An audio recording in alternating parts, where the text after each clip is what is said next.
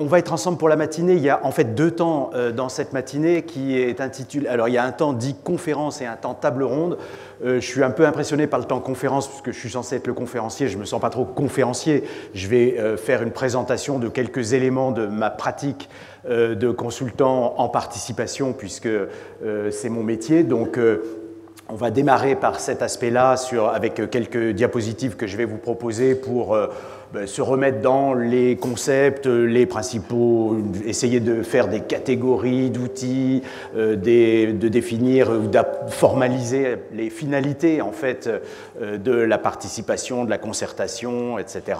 Donc ce premier temps sera suivi bien sûr d'un temps d'échange avec vous pour poursuivre sur cette première mise à plat. Et puis donc ça devrait durer disons une grosse heure, quelque chose comme ça. Et puis ensuite nous passerons à ce temps de table ronde où nous avons 9 participants, donc c'est une table ronde bien fournie. Voilà. Et donc sur cette table ronde, nous aurons 3 temps successifs qui permettront d'aborder différents points que nous avons essayé de préparer ensemble. Donc voilà à quelle sauce vous allez être mangé dans ce magnifique espace garage qui devient le cœur de l'innovation publique. Je vais donc vous proposer de démarrer avec quelques éléments en fait de réflexion. J'ai intitulé ça « Quelle place pour l'usager et le citoyen dans la construction de l'action publique ?» Donc, ce sont des termes, je dirais, très larges en fait. Voilà, on voit apparaître les mots usager, les mots citoyen, c'est pas la même chose, on va sûrement en reparler. J'ai parlé de construction, ce qui est un terme relativement large, et puis l'action publique, ça peut englober les projets, les programmes, les politiques, les actions de toutes sortes. Donc l'idée c'est de vous proposer quelques éléments relativement généraux en les répartissant en fait en 3 temps. 2 premiers temps un peu je dirais de mise à plat. Voilà, moi je ne suis pas du tout un universitaire, un professeur, je suis un praticien de la participation. Notre métier c'est de concevoir, d'animer, d'évaluer des dispositifs de participation citoyenne. Donc l'idée c'est de reprendre quelques éléments sur ce qui constitue en fait les dispositifs de participation, les acteurs, les finalités, les modalités, les processus. Donc je vais jeter un certain nombre d'éléments. Je ne sais pas du tout quel est le niveau d'acclimatation que vous avez avec ces choses-là. Donc pour certains, j'imagine, c'est très banal. Pour d'autres, peut-être c'est un peu plus à découvrir. Donc on va essayer de naviguer entre ces 2 approches-là. Le deuxième temps, on va essayer, j'essaye de vous proposer un rangement des outils dans différents tiroirs. Ça vaut ce que ça vaut, voilà, mais moi je me retrouve un peu dans ce type de présentation et puis on pourra en discuter pour essayer d'aborder différentes formes d'outils.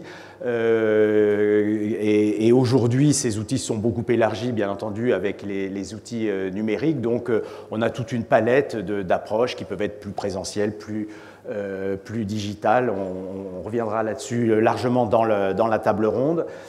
Et puis quand même, je vais terminer cette présentation par quelques questionnements, alors sans aucune réponse définitive bien entendu, et en alliant des mots qui paraissent assez opposés, parce que je ne suis pas certain aujourd'hui, après à force de dire 10 ans, ça doit bien faire 15 ans de démocratie participative en France, est-ce qu'on peut tirer un bilan définitif des apports en fait de ces démarches de démocratie participative? Je ne suis pas tout à fait certain, donc en tout cas moi j'en suis tout à fait incapable, donc j'essaye de vous présenter le verre à la fois à moitié plein et à moitié vide, et ça permettra sans doute, je l'espère, de pouvoir discuter dans l'échange qui suivra immédiatement cette petite présentation, et puis surtout après avec nos différents intervenants de la table ronde. Voilà.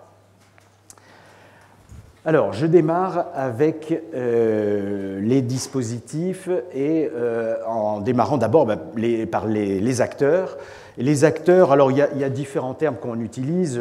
Les premiers acteurs, forcément, c'est les habitants, c'est les gens. Alors les gens, je fais un peu attention maintenant parce que les gens, il y a une utilisation politique de ce terme magnifique.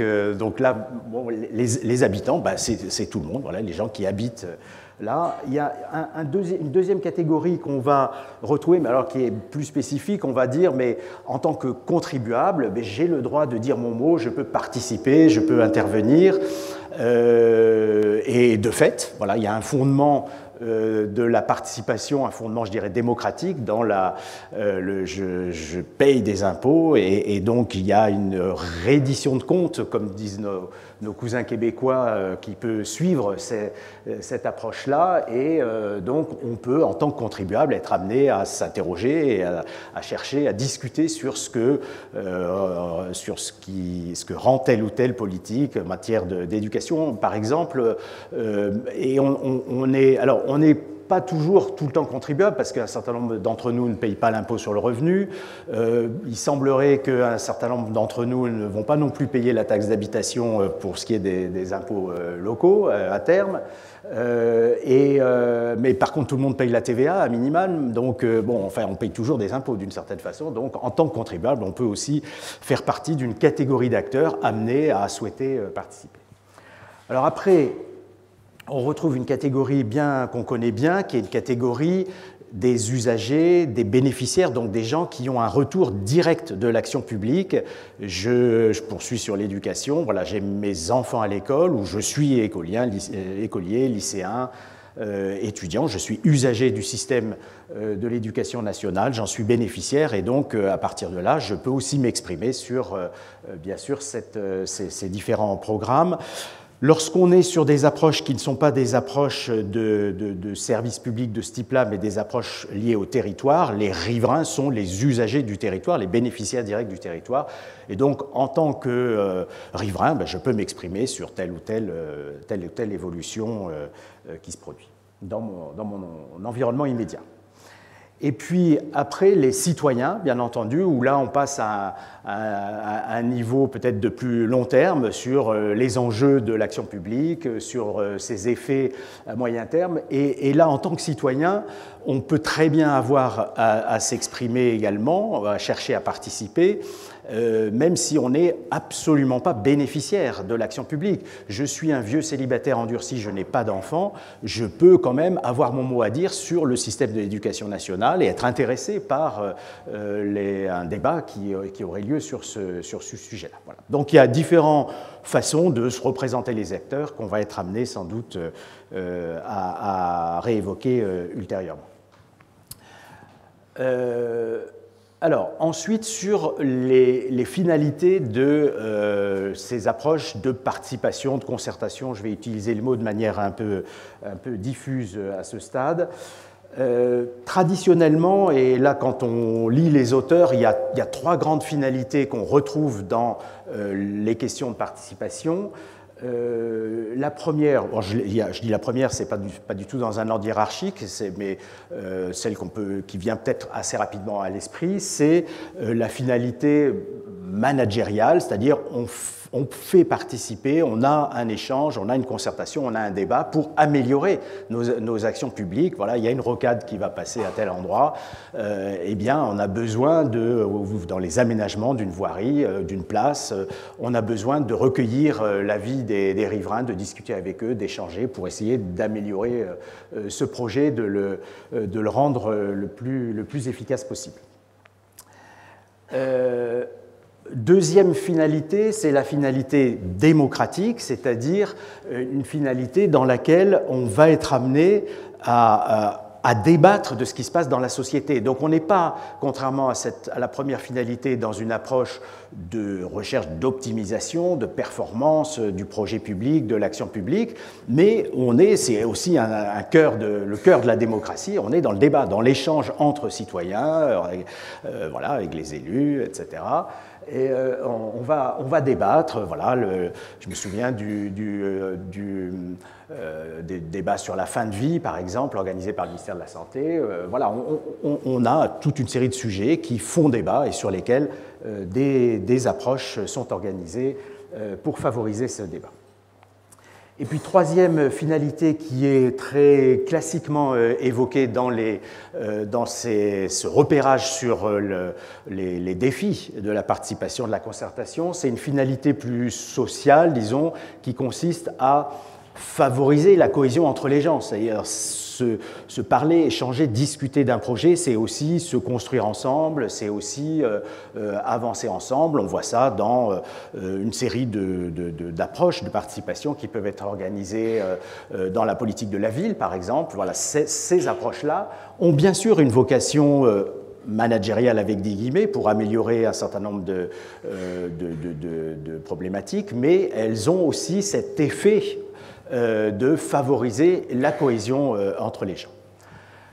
Donc ça, c'est les 3 points qu'on retrouve assez classiquement. De manière très pragmatique, j'en rajouterai un 4e, bon, j'ai appelé ça citoyen, mais je ne crois pas que ce soit tout à fait le bon terme, qui est lié pour moi, enfin dans ce que je vois en tout cas dans les pratiques aujourd'hui qui se développent, qui est lié à la montée en charge du numérique notamment, et au fait qu'aujourd'hui, disons que les 3 premières finalités sont souvent des finalités qui sont prises en charge par l'État, par les collectivités. C'est très top-down, c'est-à-dire que les organisations publiques s'emparent de sujets et vont lancer des débats, et vont lancer des concertations, et vont favoriser des échanges, mais c'est pris en charge par l'organisation publique. Les développements du numérique, notamment dans notre société, et les évolutions de la société font qu'aujourd'hui, on n'attend plus on n'attend pas toujours l'État ou les collectivités pour avancer là-dessus. On va se mettre tous ensemble pour un système de covoiturage.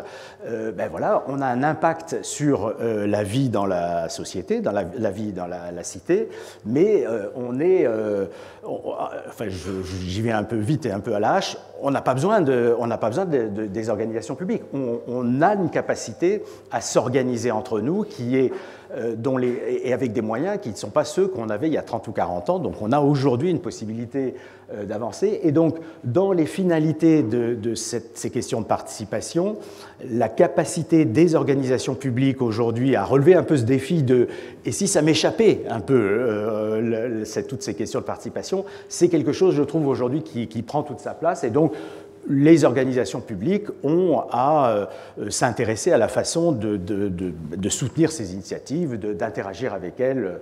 Voilà, je ne sais pas si mon classement est très bon, mais enfin, c'est des choses sur lesquelles on pourra revenir qui me paraissent caractériser un certain nombre de défis aujourd'hui sur cette participation.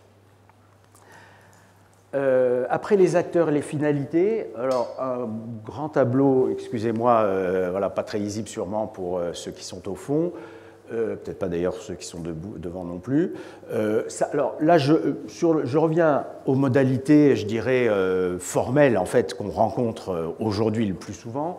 Donc, dans le bas du tableau, il y a tout ce qui concerne la concertation réglementaire, les enquêtes publiques, toutes les démarches liées aux projets sur lesquels la Commission nationale du débat public, par exemple, engage ces concertations. Voilà, donc on a toute une approche sur la concertation réglementaire auprès des habitants avec différents éléments que je ne détaille pas. C'est un niveau de concertation qu'on connaît bien aujourd'hui, qui est largement pratiqué, qui s'est beaucoup renouvelé quand on voit ce que fait la CNDP aujourd'hui par rapport à ses débuts. Donc ça, c'est un premier point. Deuxième point, des éléments qu'on entend souvent, les démarches de marketing public, c'est-à-dire des démarches qui sont très tournées vers les usagers. Voilà, les parents dans les crèches, est-ce que l'horaire est le bon horaire? Est-ce qu'on ferme à 18h30, à 18h? C'est une question qui est liée à l'usager, qui n'a rien à voir avec des questions, enfin rien à voir, qui ne sont pas les mêmes questions que celles qu'on pourrait retrouver dans des approches de participation citoyenne, où on ne s'intéresse pas à on ne s'intéresse pas uniquement à la nature du service rendu, est-ce que mon enfant est en sécurité, est bien gardé, etc., mais où on s'intéresse aux effets d'une politique sur les crèches, sur la garde d'enfants, c'est-à-dire est-ce que le développement du système de garde a un effet sur le travail des femmes? Est-ce qu'il a un effet sur l'épanouissement de l'enfant? Est-ce qu'il a un effet sur la réussite scolaire de l'enfant? Donc, Le troisième étage sur la participation, ce n'est pas du tout un étage hiérarchique, hein, mais disons dans mon tableau, la ligne du haut sur la participation citoyenne, par rapport à la ligne du milieu marketing public, on voit bien cette différence entre quelque chose, des approches qui vont toucher des usagers, c'est-à-dire comment le service est rendu, et donc le terme marketing public emprunté au marketing des entreprises convient parfaitement. On est dans l'adaptation la meilleure possible de l'action à l'usager, tandis que sur les approches de participation citoyenne, on va partir sur des éléments qui ne touchent pas seulement les bénéficiaires directs, mais également l'ensemble des citoyens. Voilà, donc ce point-là est tout à fait important. Dernier point dans la mise à plat sur les dispositifs, donc les processus. Alors, j'ai fait un schéma, je ne sais pas trop ce qu'il vaut, mais c'est pour introduire tous les mots en TIF. Alors, premier mot en TIF, c'est les processus informatifs, c'est-à-dire que l'organisation publique va donner de l'information au grand public. Voilà, on n'est pas dans une approche de participation, de concertation, on est dans une approche de communication, d'information. Je diffuse un certain nombre d'éléments. Deuxième mot en TIF, processus consultatif. Donc là, ce n'est pas simplement je diffuse l'information, mais j'attends un retour, c'est-à-dire je vous dis ça et qu'est-ce que vous me dites en sens inverse. Voilà, mais ça s'arrête là. En fait, ce n'est pas du tout péjoratif ce que je dis là, mais c'est une approche dans les deux sens, mais qui n'aboutit pas à des approches de concertation en tant que telle, où il faut qu'on avance pour discuter ensemble sur la façon d'arrêter mieux l'action publique. Donc, processus informatif, processus consultatif, processus délibératif, on discute. Voilà, ce que je disais tout à l'heure, discuter, débattre, c'est au cœur de la démocratie. Donc, tout ce qui va dans ce sens-là fait partie, bien sûr, de notre champ d'interrogation aujourd'hui. Pardon. Quatrième mot en TIF, les processus représentatifs, donc sont des processus dans lesquels on a à l'intérieur des structures de gouvernance, des instances de gouvernance, notamment de nos organisations publiques, on a des usagers, généralement c'est des usagers qui sont représentés. Alors je pense par exemple à tout ce qui concerne la démocratie sanitaire, en fait, où dans le monde de l'hôpital, dans le monde de la santé, on a un système assez fort, j'allais dire assez lourd, mais je ne voudrais pas porter de jugement, mais assez fort, de représentation, d'associations d'usagers à l'intérieur des instances de gouvernance de l'hôpital, etc. Et puis, dernier point, alors j'ai mis un peu ensemble parce que je ne sais pas trop, les processus participatifs et concertatifs où on va interagir cette fois pour peser sur la décision à travers une participation organisée qui amène à faire des propositions sur lesquelles j'attends un retour, etc., ou dans une optique vraiment de concertation où on échange éventuellement jusqu'à trouver un point d'équilibre qui est meilleur pour l'action publique. Voilà, donc ce schéma n'est pas très beau, mais il permet de placer un peu tous les mots en TIF. Il y en a peut-être d'autres d'ailleurs, mais dont on pourra débattre tout à l'heure. Voilà, donc ça, premier élément de mise à plat sur les dispositifs en général. Deuxième élément de mise à plat sur les outils. Donc, alors, je vous propose en fait de classer ces outils en fonction de deux axes finalement. Donc, un axe sur lequel on est sur des outils d'implication plutôt individuelle des personnes ou collectives. Voilà, alors nous, dans notre sujet de ce matin, c'est sûr que c'est l'aspect plus collectif qui va nous intéresser, mais repérons quand même également les aspects individuels. Et puis, un axe, alors celui-là, il est très important, où, bon, c'est un peu rapide mon schéma, mais un axe où les gens sont objets et où ils sont sujets. Donc, objet, ça veut dire bon, c'est pas très élégant, mais ça veut dire en fait, je vais chercher de l'information auprès d'habitants, d'usagers, de riverains, etc. Donc je les considère entre guillemets comme des objets parce que je leur soutire de l'information, mais ça va s'arrêter là. Alors que s'ils sont sujets, je vais les impliquer dans un processus où ils vont être responsabilisés dans ce processus, avoir la possibilité de peser sur ce processus. Voilà. Alors du coup, si je vais laisser de côté, du coup, pour notre séquence de ce matin, tout ce qui est sur la partie haute de ce magnifique schéma, où les gens sont traités, entre guillemets, comme objets. Bon. Donc, quand je fais un sondage, quand je fais une enquête, je dis ça parce que parfois, moi, j'entends effectivement, on est participatif, on a fait un sondage. Non, on a cherché de l'information. Quand vous répondez à un sondage, vous n'avez pas tellement l'impression de participer. Vous avez donné une information, spontanée, sur un sujet sur lequel on vous a sollicité.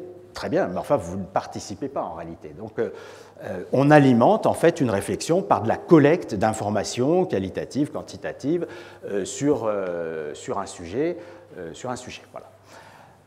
Idem quand on est, donc ça c'est des approches individuelles puisque je réponds individuellement à un sondage, mais idem sur les approches collectives. Donc je fais un focus group. Là aussi, alors focus group, encore plus parfois certaines personnes disent bon, c'est hyper participatif notre réflexion parce qu'on a fait 4 focus group. Non, le focus group c'est une approche.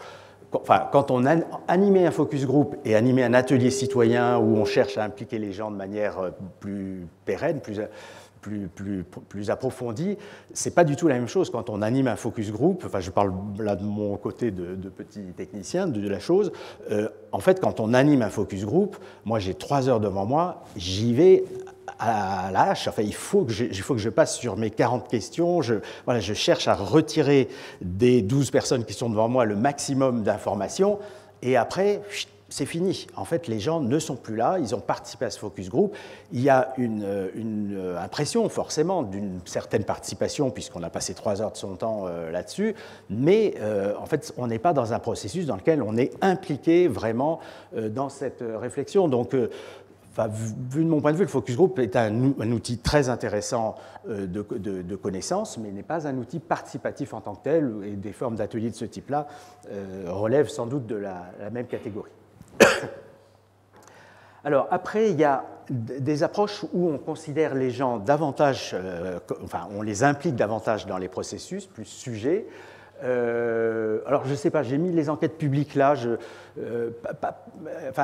l'enquête publique, il y a quand même un suivi. On va répondre à cette enquête publique. On pèse sur quelque chose. On peut y revenir. Il y a des approches associatives sur le sujet. Bon, je ne sais pas. Enfin, ça vaut le coup d'en discuter sur la façon dont les enquêtes publiques évoluent.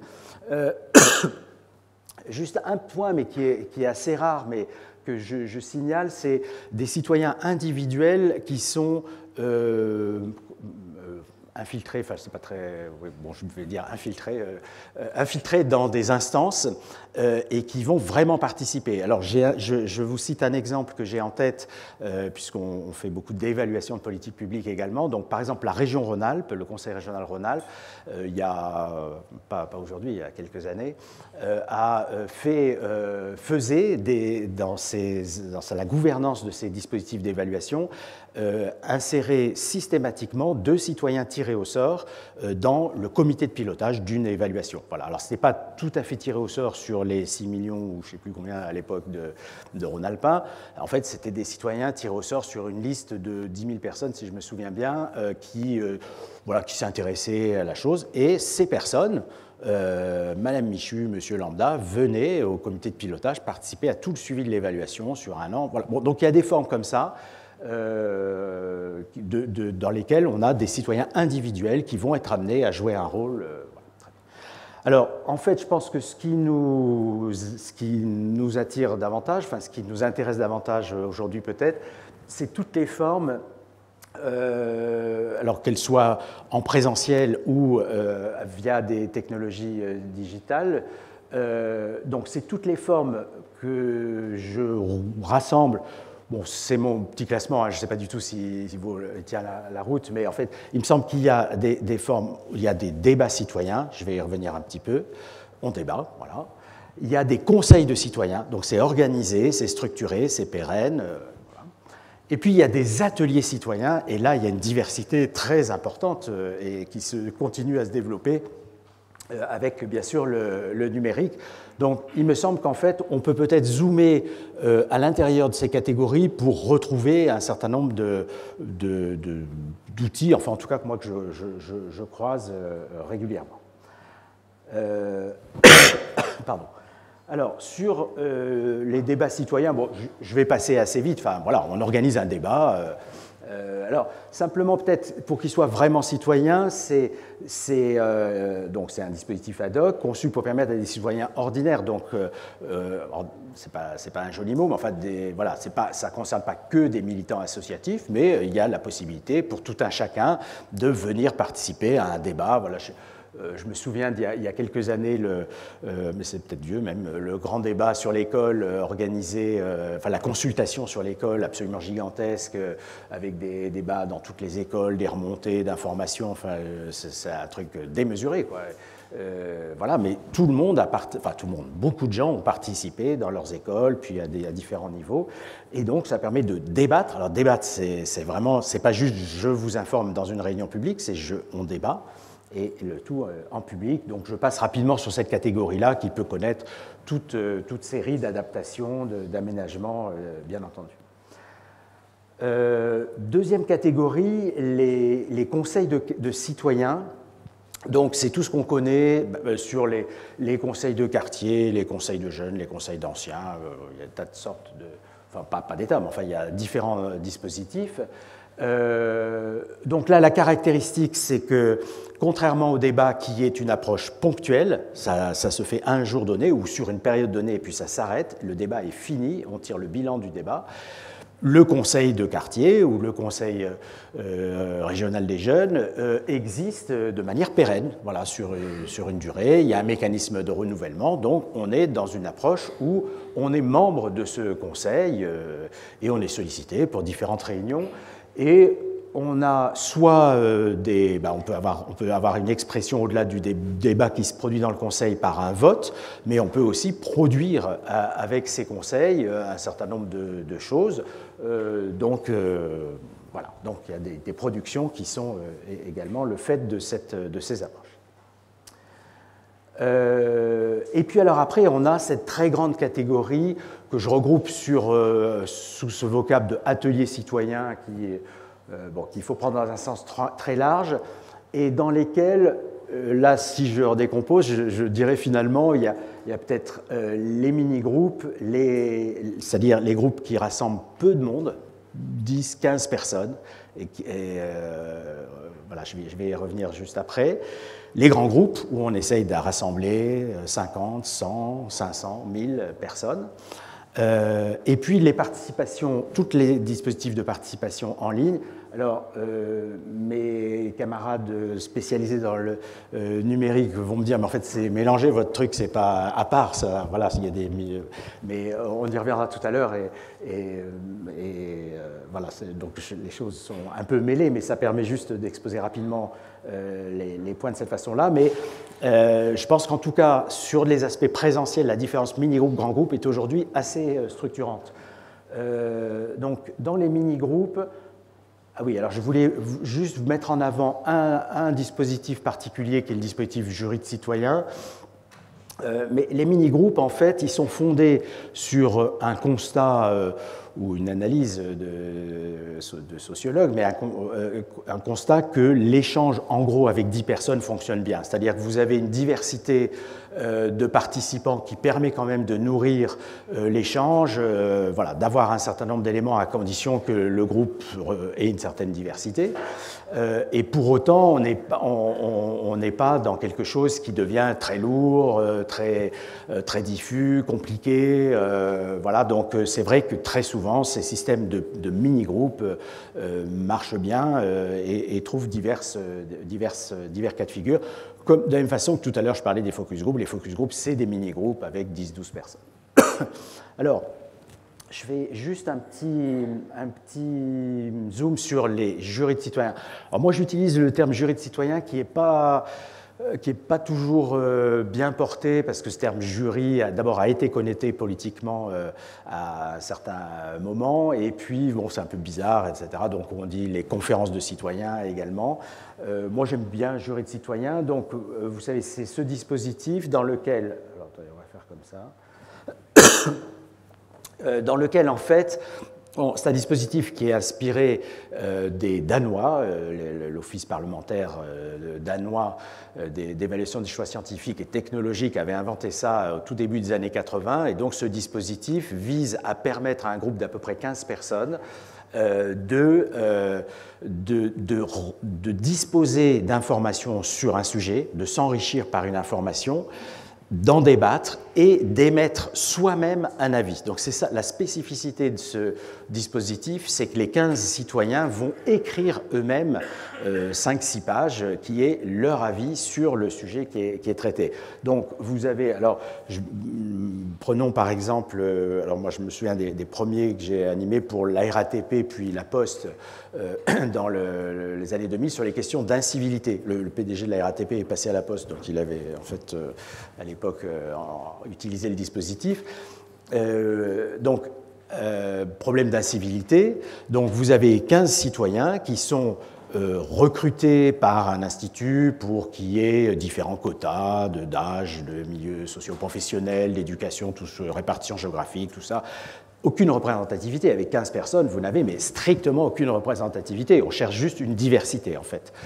Et ces 15 personnes vont d'abord travailler ensemble pendant 2 week-ends, où elles vont rencontrer à peu près, disons, 15-20 intervenants. C'est des séquences d'1 heure, des intervenants qui sont des experts ou des praticiens, des gens de terrain, des élus, des techniciens, des fonctionnaires, des associations, etc., qui viennent parler du sujet, sur les incivilités, par exemple, voilà. Donc, durant ces 2 premiers week-ends, en fait, les citoyens, si vous voulez, passent un peu justement de ce statut de consommateur de services publics à un statut plus citoyen. C'est-à-dire que souvent, quand ils arrivent, ils sont déchaînés. C'est-à-dire que, je vais y revenir après, enfin, je suis désolé, mais c'est vrai que leur regard sur l'autorité publique, sur l'élu, sur le fonctionnaire est un peu dur parfois à entendre. Mais on purge, c'est-à-dire qu'il y a cette expression qui permet de faire sortir toute une série d'éléments sur mais ouais, mais bon, enfin non, je ne vais pas rentrer là-dedans. Mais donc c'est très important d'avoir ce passage un peu de purge. Puis petit à petit, au cours du premier week-end, puis du deuxième qui a lieu généralement 2 semaines après, les gens commencent à se rendre compte que ah ouais, mais c'est plus compliqué que ce que je croyais, l'action publique. Ah oui, parce qu'il y a quand même pas mal de choses qui jouent ensemble. Voilà. Puis ils ont rencontré des gens engagés dans leur métier ou dans leur mandat, qui voient passionnés, convaincus, qui essayent de faire le maximum. Donc voilà, il y a quelque chose qui se passe dans le fait de prendre du temps pour rentrer dans cette démarche de je m'inspire, enfin, je découvre un certain nombre de choses, je prends du recul, voilà. À partir de là, à la fin du deuxième week-end, on dit aux gens, ben voilà, nous on vous a fait un programme, vous avez rencontré 17 personnes, mais c'est nous qui avons fait ce programme, et peut-être que maintenant vous vous dites, ah ben oui, mais moi j'aimerais bien, on m'a parlé d'une expérience aux Pays-Bas super intéressante sur l'incivilité, est-ce qu'on ne peut pas faire venir les gens qui ont fait ça? Et puis on a entendu parler de la police nationale, là, mais on n'a jamais vu de commissaire, là, est-ce que vous pouvez nous amener un commissaire? Voilà. Ils vont faire leur liste de courses sur quelles sont les personnes qu'ils souhaiteraient rencontrer. Donc on fait ça sur 1 mois et demi, et donc le 3e week-end est très décalé et démarre par une audition en public. Donc c'est l'intérêt de ce dispositif, c'est que vous avez une démarche entre citoyens pour produire un avis, mais vous avez une démarche aussi qui s'interface avec le public dans le sens où elle permet à tout un chacun de découvrir une façon d'interroger une action publique qui n'est pas la façon habituelle. Ce n'est pas les questions du journaliste assez dans l'air. Les gens, ils parlent cash, ils parlent... voilà. Et en même temps, dans ces 2 week-ends, ils sont déjà rentrés quand même dans le sujet de manière un peu plus précise. Et donc, cette audition publique va permettre pour le groupe de citoyens de compléter son information et pour le territoire sur lequel c'est organisé, d'animer, de commencer à animer en fait le débat public. Et puis à la suite de l'audition publique, les citoyens s'enferment et pendant une dizaine d'heures, ils vont rédiger ensemble cet avis qui fait généralement 5, 6, 7 pages, qui va être lu en public à la suite. Alors, excusez-moi, je reste un peu longtemps sur ce dispositif. En fait, j'adore ce dispositif, donc c'est aussi pour ça. Voilà, excusez-moi. Mais j'en parle aussi parce que c'est quand même quelque chose dont on parle pas mal, pas tout le temps, mais enfin disons, on entend parler de ça, en réalité il s'en fait très peu, c'est-à-dire que la première conférence de citoyens date de 1998 en France. Aujourd'hui, moi je pense qu'il se fait à peu près, allez, max une dizaine de conférences de citoyens par an en France, donc c'est ridicule, c'est pas mais c'est un dispositif qui se voit un peu, donc excusez-moi d'en parler un peu. Alors ce dispositif, on cherche aussi à le faire évoluer aujourd'hui, et dans cette semaine de l'innovation publique, c'est important de citer le SGMAP. Enfin, je ne sais plus si ça existe encore, le SGMAP. Oui, pardon.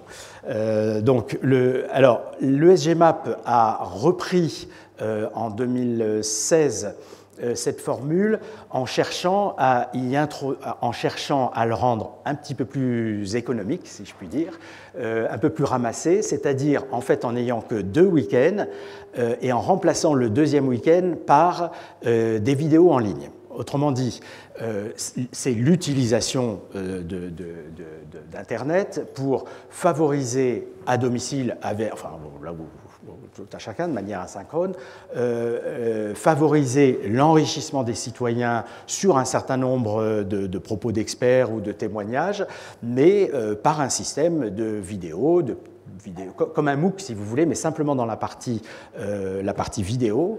Il y a un peu de chat, etc. Donc on a fait avec le SGMAP en 2016 un premier dispositif dérivé, enfin de conférence citoyenne, je ne sais pas comment il faut dire, avec un peu de numérique, sur le sujet Big Data en santé, beau sujet, pas très simple, avec beaucoup de choses nouvelles. Donc 15 citoyens qui, pendant un week-end, reçoivent un certain nombre de gens, puis des vidéos, puis un dernier week-end pour la vie. Et ça a été, on a refait cette évolution au printemps sur le sujet de la lutte contre les addictions à l'école, tabac, alcool, écran. Voilà. Donc voilà, c'est des façons de faire évoluer ces dispositifs aujourd'hui. Alors, le problème de ces mini-groupes, c'est que les gens vous disent « Ok, mais c'est 15 personnes. » Voilà. Donc, alors, on explique qu'en fait, la participation, elle peut se concevoir de 2 façons. C'est-à-dire, soit on est dans la largeur, on cherche beaucoup de monde en espérant avoir une certaine représentativité, mais on rentre dans des choses qui sont plus lourdes, et le numérique va beaucoup nous aider, en fait, pour avancer sur ce terrain-là. Mais dans le présentiel, c'est plus compliqué. Soit on cherche des petits groupes et on va dans la profondeur, c'est-à-dire que quand vous restez 3 week-ends avec des gens qui vont vraiment mouiller la chemise, si je puis dire, il se passe quelque chose, et le fait que l'audition publique, le fait de rendre l'avis en public aussi irrigue le débat. Je me souviens sur la Poste, ces questions d'incivilité, on avait fait ça à Strasbourg, vraiment, il s'est passé des choses après dans la façon dont les acteurs se sont réappropriés le sujet, les différents acteurs, sur la base de l'avis citoyen, parce que les gens, les citoyens vont dire les choses de manière un peu différente, en fait, et ça rebat les cartes. Donc, le problème quand même, c'est comment est-ce qu'on touche plus de monde. Donc, sur les aspects physiques, en présentiel. Alors, il y a différentes approches. Je vous en cite une qui en fait est assez peu utilisé, mais bon, je l'aime bien aussi, donc je me permets de la citer.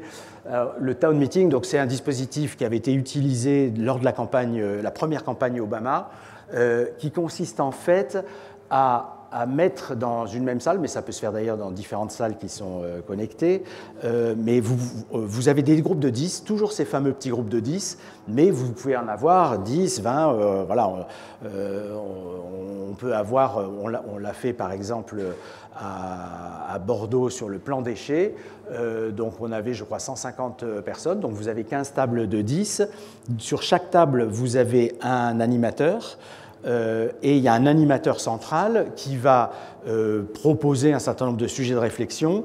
Les petits groupes vont dans l'échange via l'animateur et l'animateur saisit en direct un certain nombre de points qui sont évoqués, de réflexion, d'arguments, etc. Et les 15 ordinateurs, prenons cet exemple, sont en réseau. La régie centrale du dispositif voit ce qui se passe dans les différentes tables et va dire, tiens, sur les 15 tables, il y en a 12 où ils ne parlent que de ce sujet-là, c'est vraiment une chose importante. Donc, au bout d'une heure, on arrête. La régie centrale propose une réflexion d'ensemble sur les 150 personnes, je prends toujours mon exemple, va indiquer de manière synthétique un certain nombre de points. On peut d'ailleurs, assez souvent, on fait voter les gens avec les petites zapettes sur les sujets, voilà, comment vous positionnez par rapport à ça, et il y a un débat un peu plus général. Bon, à 150, c'est encore possible, après, si on est plusieurs milliers, c'est un peu plus difficile.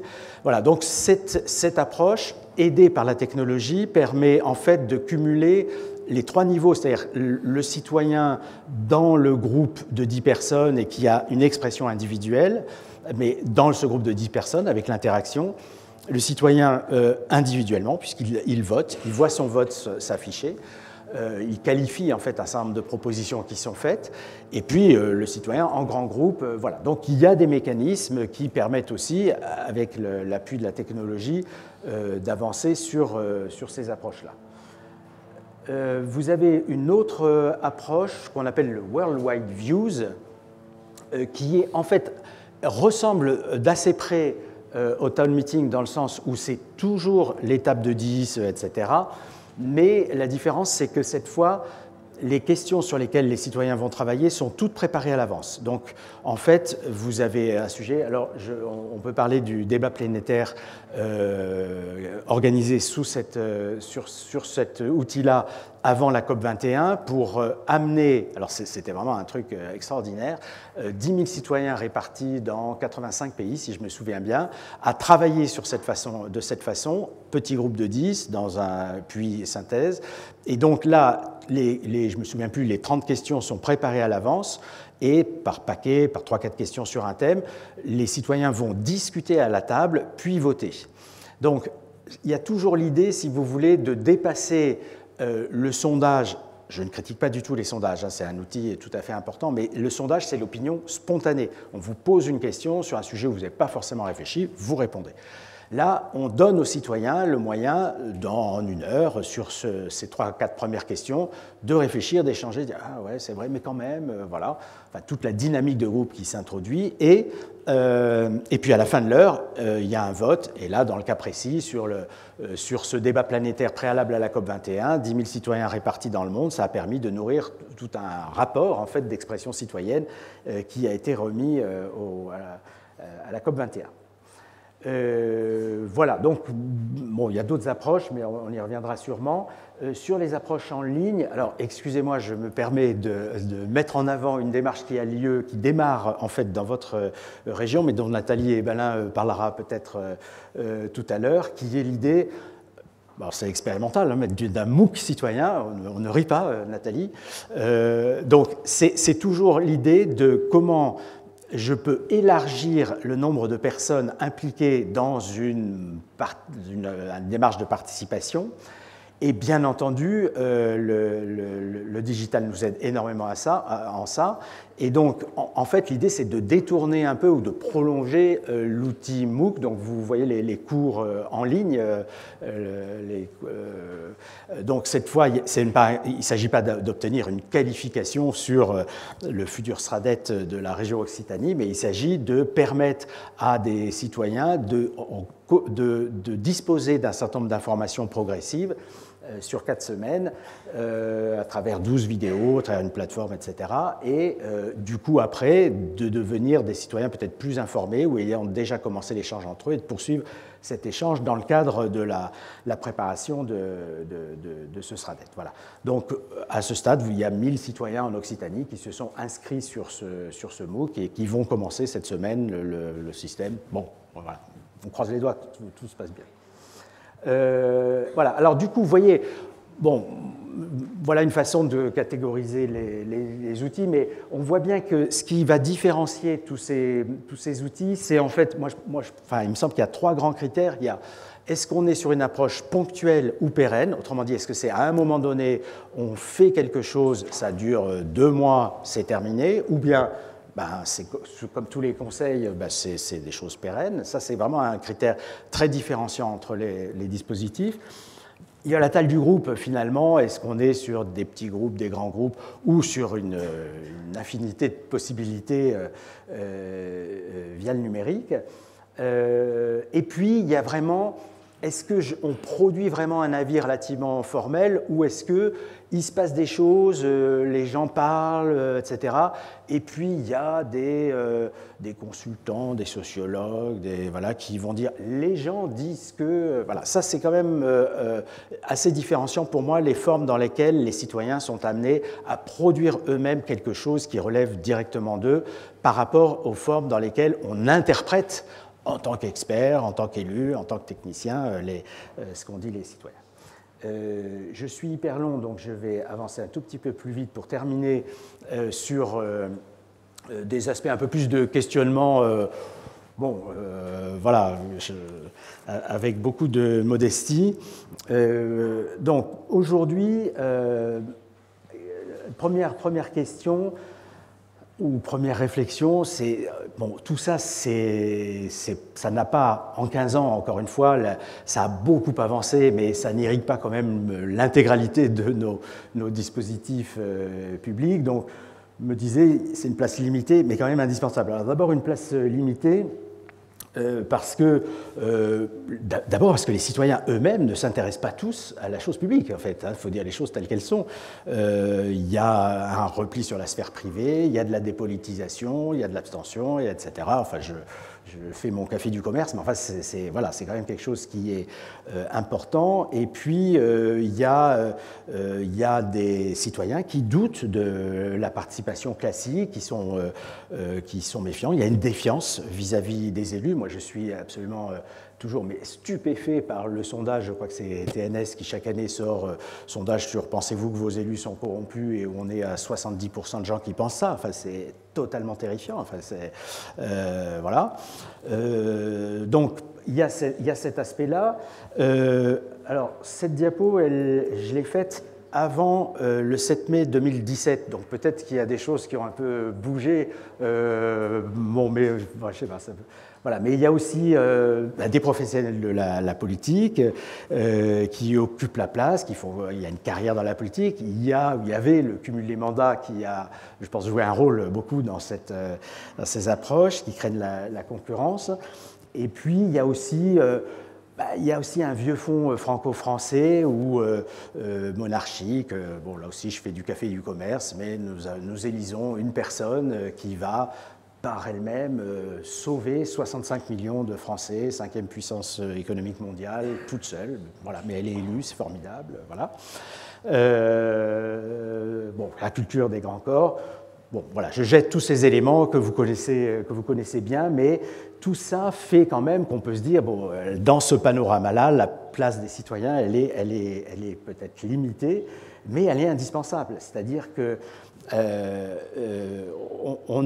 justement parce qu'on a cette défiance très forte face à l'autorité et à l'expertise, je disais ça un petit peu rapidement, par exemple dans les conférences de citoyens où on reste longtemps avec les gens, la façon dont les gens parlent du politique, de l'action publique, c'est quand même moi c'est toujours dur quoi en fait. Hein, après ça bouge, mais il y a vraiment quelque chose comme ça. Et il y a des choses qui restent. J'ai un souvenir, une anecdote moi qui m'a beaucoup marqué sur une conférence de citoyens où on les fait recevoir un certain nombre d'experts. Et deuxième week-end, donc les gens ont déjà un peu avancé, il y a un jeune chef d'entreprise, genre 35 ans, qui vient exposer son... Alors je me souviens plus ce que c'était son produit, dans le développement durable, un truc vraiment super bien. Les 15 citoyens, mais vraiment, je trouve ça très intéressant. Le gars est super, il est bien, c'est un joli garçon en plus, très bien. Les dames étaient très contentes, je le voyais. Et, excusez-moi, ça fait un peu 20e siècle de dire ça, je suis désolé, pardon. Mais je le dis parce que en fait, je l'ai ressenti à ce moment-là. Et en fait, à un moment donné, vers la fin de la séquence, il y a une personne qui dit, mais c'est passionnant ce que vous dites là, mais c'est quoi votre parcours? Comment vous êtes venu à ça? Et le gars dit, quand je suis sorti de Polytechnique, il a prononcé ce mot-là, je vous assure que le truc est retombé, le gars s'est fait lyncher sur le reste c'est terrifiant de voir ça, c'est-à-dire, il y a une difficulté de la relation du citoyen avec l'expert, voilà, bon, peut-être, je ne sais pas, il y a eu des circonstances particulières à ce moment-là, mais c'est des choses qu'on rencontre quand même vraiment souvent. Donc, aujourd'hui, je trouve que c'est quelque chose de compliqué. Voilà, une place indispensable parce qu'on a sinon des scénarios qui sont quand même sans implication du citoyen, qui sont peu réalistes pour la démocratie. Est-ce qu'on poursuit le statu quo? Est-ce qu'on revient en arrière vers un système avec des grands partis de masse qui bougent? Est-ce que c'est des partis, des mouvements? Comment ça marche, etc.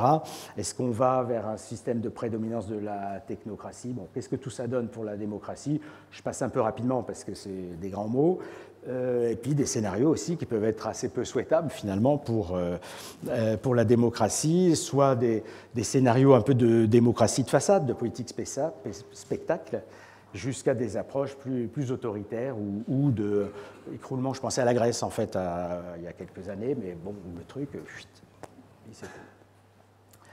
Alors après, deuxième approche possible, c'est de dire finalement tous ces éléments. Moi, souvent, je me dis ça, en fait. C'est sous cette approche démocratie participative, participation citoyenne, les gens, à la fois, dans beaucoup de cas quand même, ça ne marche pas tant que ça, la place des citoyens est un peu inutile, mais en fait, elle est irremplaçable. C'est vraiment, souvent, ça se joue sur ce...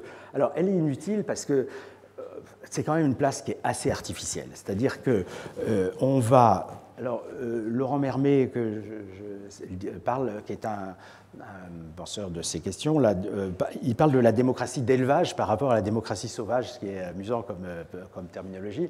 Mais, donc, c'est ce que je disais tout à l'heure avec les dispositifs top-down plutôt que bottom-up. En fait, les organisations publiques vont chercher, l'État, les collectivités vont chercher les citoyens, mais c'est vrai que alors, il y a bien sûr tout le mouvement associatif. Hein. Là, je parle de citoyens lambda, mais c'est vrai que l'approche dans laquelle on favorise cette expression du terrain, elle n'est pas toujours là. Et puis, l'attractivité spontanée des dispositifs citoyens, pour chacun individuellement, elle est difficile. Moi, si on me demande dans 3 semaines d'aller participer à une soirée débat sur le handicap, qui est un sujet qui me tient à cœur, ça me fatiguait en fait, je ne vais pas y aller. Quoi.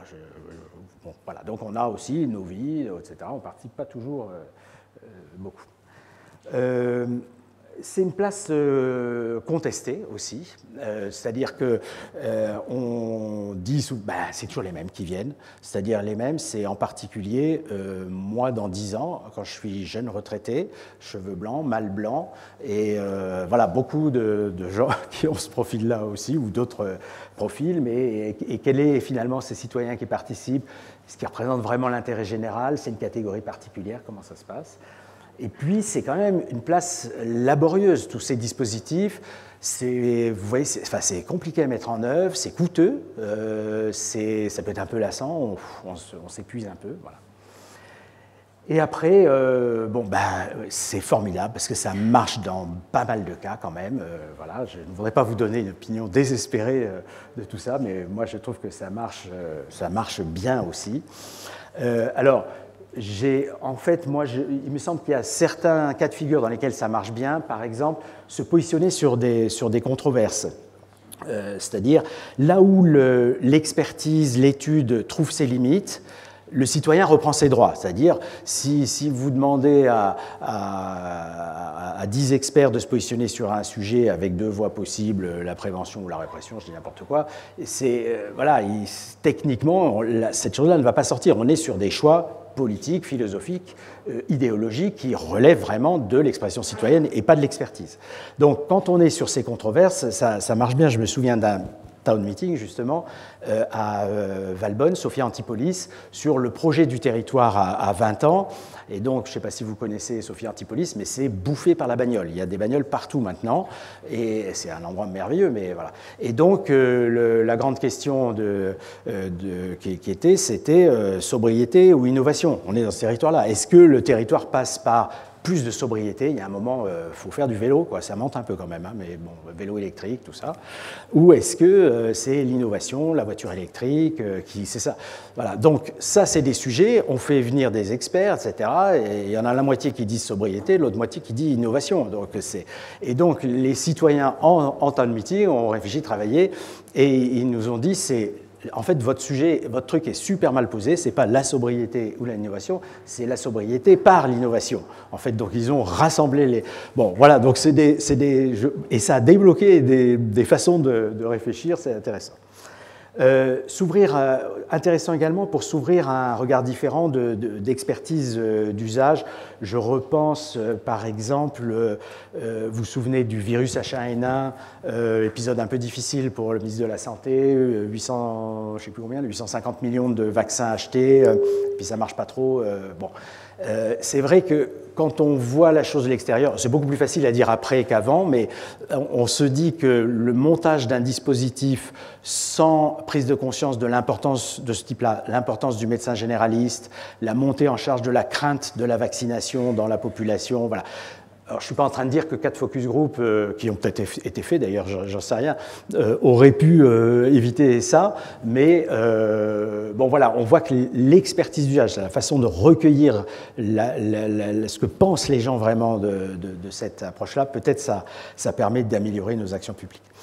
Créer une dynamique de débat, je vous parlais tout à l'heure de cet exemple de la Poste sur les incivilités. J'ai un exemple plus récent en tête à Grenoble sur un dispositif d'évaluation en fait, expérimentale de la mise en place de caméras de vidéosurveillance accompagné sur 2 ans par un panel citoyen. Franchement, ça a reposé les termes du débat par rapport à des oppositions frontales, des pour, des contre, etc. Les gens sont venus dire des choses simples qui ont apporté quelque chose à toute cette démarche. Et faciliter le compromis. Voilà, les citoyens vont organiser les choses ensemble.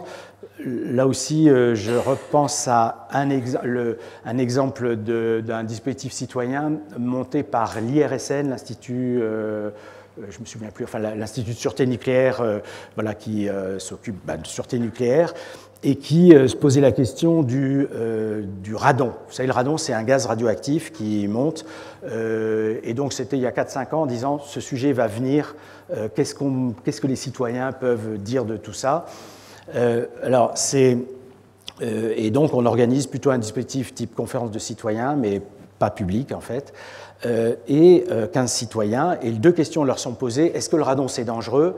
Et si oui, qu'est-ce qu'on peut faire? Et donc, les citoyens reçoivent leur vingtaine d'experts, réfléchissent et ils répondent à la première question. Oui, le radon, c'est dangereux. 3000 morts par an, cancer du poumon, c'est désagréable. Enfin, c'est la sécurité routière, quoi, ou l'insécurité routière. Donc, on est dans quelque chose de pas anecdotique. C'est dangereux. Voilà. Nous, on regarde nos critères, c'est dangereux. Est-ce qu'il faut faire quelque chose? Ils disent non, surtout pas. Ne rien faire. Donc là, petite surprise. Et en fait, ils expliquent que il ne faut rien faire parce qu'ils en ont marre d'une société sur-contrainte, sur-organisée, etc. Et ils ont compris que la meilleure façon de se libérer du radon, c'est un procédé technologique très, très perfectionné qui consiste à ouvrir la fenêtre de sa chambre. C'est-à-dire le radon, il monte naturellement en fait. Donc quand vous ouvrez la fenêtre de votre chambre, en 20 minutes, votre chambre dans laquelle vous allez dormir 8 heures et vous imprégnez du radon, vos poumons vont s'imprégner du radon, en fait, il n'y a plus de radon dans votre chambre. Et donc ils disent, on va arrêter de faire des trucs parce que je me souviens là aussi le pauvre de l'expert du ministère de la Santé qui était venu avec un projet de décret, je ne sais pas quel était le texte, visant à obliger dans les ventes, dans les transactions de biens, de vente, vous vendez votre maison, à introduire à côté de l'amiante, etc., un diagnostic radon. Et les gens ont dit, mais non, il y en a marre, c'est pas possible, il faut ouvrir la fenêtre. Le seul problème qui est quand même compliqué en termes de changement de comportement, c'est qu'il faut ouvrir la fenêtre, non pas le matin quand vous vous levez et que vous êtes resté toute la nuit, mais il faut l'ouvrir avant de se coucher. Et ça, c'est quand même, c'est pas grand-chose, mais c'est très compliqué de changer ce comportement, notamment en hiver. Donc voilà, donc je dis ça parce qu'il y a je sais pas, c'est des compromis, mais des solutions ou des idées que les gens, c'est pas, ils n'inventent pas des choses. Les gens n'inventent pas des choses auxquelles les experts n'ont jamais pensé, mais ils positionnent les choses un petit peu différemment. Voilà, donc tout ça nous donne plus d'efficacité, de démocratie, de cohésion. Mais au total, ça reste une place fragile parce que on peut se tromper d'échelle, c'est-à-dire qu'on est beaucoup quand même, entre mon histoire tout à l'heure de largeur et de profondeur, on est beaucoup en bas dans des dispositifs où il y a peu de gens qui participent à pas grand-chose. On aimerait aller en haut à droite vers beaucoup de gens qui participent à beaucoup de choses. Et la tension, elle est comment on se débrouille entre peu de gens qui participent à une action de participation importante, genre conférence de citoyens, ou alors un dispositif très large, mais avec une participation assez limitée. Voilà, comment on se débrouille dans tout ça. Le problème des inégalités face à la participation et de l'impact sur la décision.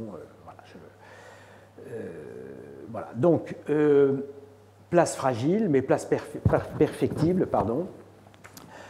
En réaffirmant, alors je parle, mais ça, on va en parler dans notre table ronde sur les différences peut-être entre État et collectivités, mais en tout cas, dans les dispositifs montés par les collectivités, chaque fois, les citoyens ne veulent pas prendre la place des élus, ils veulent juste être entendus, voilà, alimentés, mais ils ne veulent pas décider à la place des élus. Donner plus de place à la démocratie délibérative, je crois que la notion de débat, simplement débattre en fait, c'est vraiment une notion, je pense, très importante aujourd'hui. S'appuyer sur la capacité de mobilisation des citoyens, capitaliser l'expérience et s'attacher beaucoup aux détails dans les dispositifs parce que la démocratie est aussi dans les détails, les choses qui ne marchent pas. Voilà, c'est souvent le dispositif, quand il faut qu'il soit bien rodé pour que l'ensemble de la démarche se passe bien. Voilà, je suis désolé, j'ai été un peu long, mais ça permet de poser un certain nombre d'éléments qu'on va ensuite prolonger dans notre table ronde. Est-ce que certains d'entre vous veulent commenter, ajouter quelque chose ?